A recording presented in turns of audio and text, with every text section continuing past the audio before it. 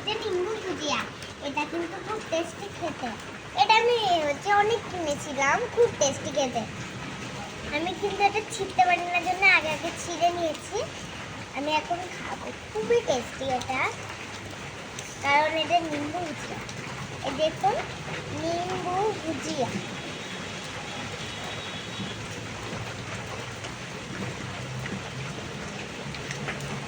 এটা কিন্তু খুব টেস্টি। তোমাদের আগেই বললাম, তোমাদের ওই দিকের কোনো দোকানে যদি নিম্বু ভুজিয়া থাকে তখনই কিনবে, কারণ এটা খুব সুন্দর। বাই। আমার বেশি না, এটা 1 টাকা পিস, অনেকই থাকে। এটা বড় প্যাকেট পেলে পাপানকে বলেছে নিয়ে আসতে, পাপান নিয়ে আসবে। Bye bye.